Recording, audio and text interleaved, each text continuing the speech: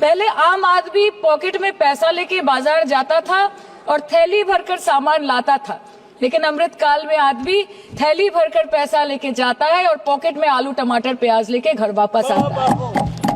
Sir, माननीय वित्त मंत्री ने पहले कहा था कि बहुत हो गई महंगाई की मार, अब की बार मोदी सरकार, और आज उनके विचार में inflation is an international problem, महंगाई एक अंतरराष्ट्रीय समस्या है। तो विश्व गुरु, विश्व बंधु इस अंतरराष्ट्रीय समस्या का समाधान क्यों नहीं कर पा रहे हैं?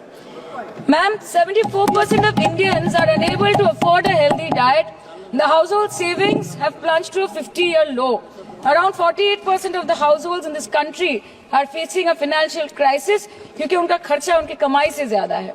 The economic inequality in India is a 100-year high. The country's GDP growth rate for the second quarter 24-25 decreased to 5.4%, which is the lowest in 2 years. The government's total debt has reached a staggering 176 lakh crore, and the total debt is expected to soar up to 185 lakh crore by the end of the financial year. आज आपके उधार की वजह से हर हिंदुस्तानी पर 1.25 लाख का बोझ चढ़ गया और आप उनकी मजबूरी को अपनी ताकत समझते हैं। बंगाल में ऑल इंडिया तृणमूल कांग्रेस की प्रदेश युवा अध्यक्ष होने के नाते मुझे हर दिन कई नौजवानों से बात करनी पड़ती है। वो मुझे ये पूछते हैं कि मोदी जी ने हर साल 2 करोड़ नौकरी का वादा किया था, अर्थात 10 साल में 20 करोड़ नौकरी। उन नौकरियों का क्या हुआ, उन वादे का क्या हुआ? मैं बस उन्हें यही कह पाती हूँ कि पत्ते तो झड़ते हैं, उठाता है कोई कोई, वादे तो सभी करते हैं, निभाता है कोई। Ma'am, as per the latest report by CMIE, the unemployment rate has risen to 9.2% in June 2024 as compared to 4.9% in 2013-2014. Female unemployment rate is much higher at 18.5% in June 2024 as compared to 7.7% in 2013-14. Around 37% of working women are unpaid. In rural areas, this figure is at a horrific 43%. प्रधानमंत्री जी बोलते हैं सबका साथ, सबका विकास, सबका विश्वास। अगर ऐसा ही है तो भारत के लोग आज देश छोड़ के क्यों जा रहे हैं? 2018 से लेकर 2023 के बीच 6,70,000 भारतीय ने अपनी नागरिकता त्याग दी। सिर्फ 2022 में ये संख्या करीबन 2,25,000 थी। In 2022 alone, 7,500 high net worth individuals with a net worth of more than 8.3 crore or more left India.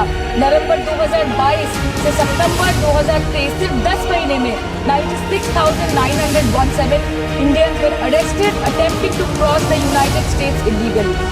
Modi ji कहते हैं कि वो सबके साथ है, मगर ये आंकड़े बोलते हैं जो सबका होता है वो किसी का नहीं होता। और बंगाल के साथ तो कुछ अलग ही रिश्ता है इनका। The relationship quid pro quo, ठुकरा के मेरा प्यार मेरा इंतकाम देखेगी। मतलब वोट है तो नोट है और वोट नहीं तो नोट नहीं। As per the available reports, as on 19 July, rupees 1.23 lakh crore is already due from the government of West Bengal against flagship programs like Manrega, PM Awas Yojana, Gram Sadak Yojana, National Health Mission, Central Food Subsidy. Further, 40,806 crore is projected dues against these schemes, bringing the total amount to a staggering 1.71 lakh crore. Madam, health care की schemes में सिर्फ fund हमको दिया नहीं जाता क्योंकि colour coding match नहीं करता है। सो आप सबका साथ सबका विकास जो बोलते हैं, is it hinging on colour coding? आपको रंग पसंद नहीं तो आप बंगाल के लोगों को पैसा नहीं दोगे और फिर आप आके बोलते हो कि हम बंगाल में जीत क्यों नहीं पाते? Ma'am, this is the reason, this step motherly attitude, जिसके लिए बंगाल के लोग हर बार इनको बड़े बड़े रसगुल्ला खिलाकर वापस दिल्ली भेज देते हैं। Even after making several attempts to crush our aspirations and our economy, Bengal government stands tall and true towards the commitment towards its people. Bengal में सिर्फ दीदी है तो मुमकिन है। The West Bengal government started transferring money to the bank accounts of 21 lakh people who worked for 100-day scheme without receiving any payments from the central government for Manrega. Even before Ayushman Bharat, in Bengal, Shastra Shati, a cashless scheme was launched, providing treatment cost up to 5 lakh per person belonging to any strata of the society. आज कलकत्ता के किसी आलिशान private hospital में जहाँ पे एक अमीर आदमी की चिकित्सा होती है, वही बगल वाले बेड में एक गरीब मजदूर, एक गरीब किसान की भी ट्रीटमेंट होती है। यही है ममता बनर्जी का विकास। और आपके अमृतकाल में the cost of medical treatment has been doubled in the last 5 years। आप फार्मास्यूटिकल्स के सर आरजीकर पे बात ना बोले, आपकी सीबीआई पे अभी तक कुछ बोल नहीं पाए। हम लोगों ने जो, हमारी पुलिस ने जो बोला था, they are still sticking to that. So उसके बारे में मत बात करें, ठीक है। आप उत्तर प्रदेश के बारे में बात करें ना sir. Sir, medical inflation is at 14%। Regularly लिए जाने वाले दवाइयों की कीमत 50% बढ़ गई। आप सिविल एविएशन के लिए ग्रांट्स मांग रहे हैं। एक एक डोमेस्टिक फ्लाइट, उसकी राउंड ट्रिप की टिकट 20 से 30 हजार में बिक रही है। आम आदमी आज हवाई चप्पल पहन के हवाई जहाज नहीं चल रहा, आम आदमी हवाई चप्पल बेच के हवाई जहाज चल रहा है। You are demanding funds for education but conveniently ignoring the fact that 11 lakh children have dropped out of school according to your own data।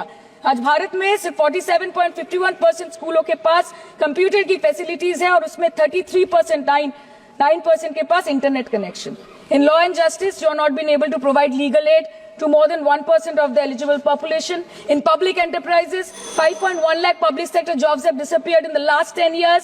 Railway में करीबन 2.5 लाख पोस्ट बाकी हैं और उसमें से वैकेंसी है इन क्रिटिकल सेफ्टी कैटेगरीज। नए भारत में आजकल ट्रेन पटरी के ऊपर कम और पटरी के बाहर ज्यादा चलती है।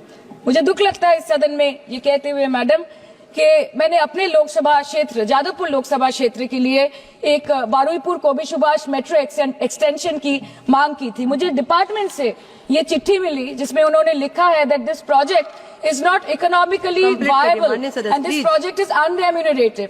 तो आपको अगर सब जगह से पैसा चाहिए तो मुझे ये बात समझ में नहीं आती कि लोग खुद के लिए आपको वोट देते हैं कि आपके फायदे के लिए वोट देते हैं।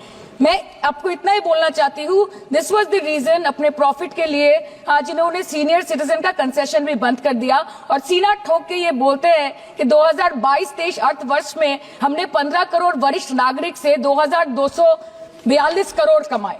धन्यवाद माननीय सदस्य। मैं 2 बात और बोल के खत्म कर दूंगी कि लोकसभा पे खर्च करके क्या फायदा मैडम, जब यहाँ पे विपक्ष को बोलने का अधिकार ही ना हो। लोकसभा के लिए भी तो ग्रांट मांगा है ना मैम। और अभी सर बोल रहे थे कि बेटी बचाओ बेटी पढ़ाओ, तो 10 साल पहले मोदी जी ने लॉन्च किया था, लेकिन उसके 80% पैसे सिर्फ पब्लिसिटी और मार्केटिंग और एडवर्टाइजमेंट में खर्च कर दिए। आपके उत्तर प्रदेश, मध्य प्रदेश, राजस्थान में ना बेटी को पढ़ा पा रहे और ना बेटी को बचा पा रहे। बंगाल आए और देखिए कि ममता बनर्जी ने विधानसभा में अपराजिता एक्ट में बिल पास किया है, कन्याश्री किया है।